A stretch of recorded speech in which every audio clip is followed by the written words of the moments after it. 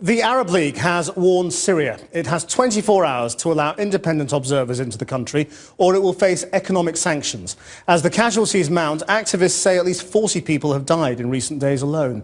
But Damascus denies an army crackdown. Our Foreign Affairs correspondent Jonathan Miller is in the Syrian capital. His movements are restricted by the government, but he sent us this report. The chances of Syria's president having a Damascene conversion and suddenly seeing the light look remote.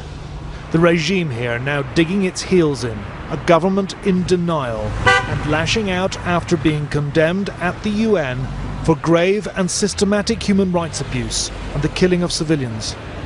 Yes. This government minister lambasted the Arab world and the West and railed about conspiracies, denying there was anything much wrong here at all.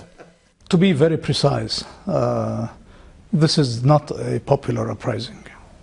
As I said, the majority of the Syrian people support President Assad and the reforms. This is very important. And of course, we regret and feel sad about any single drop of blood that being shed.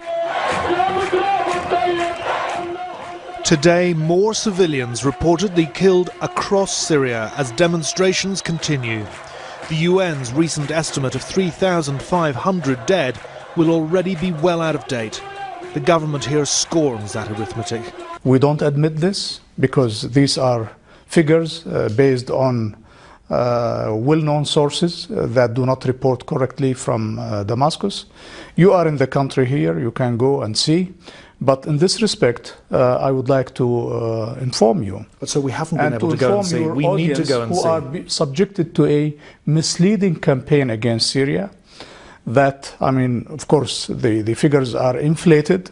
But nobody is speaking about the losses in the ranks of the security keeping forces and in the army and police. More than 1,400 have been killed by these criminals, and nobody is speaking about them. In Damascus, there are 36 wounded soldiers in the 1,200-bed Dishrin military hospital. A bullet went straight through this man's chest. He's in terrible pain.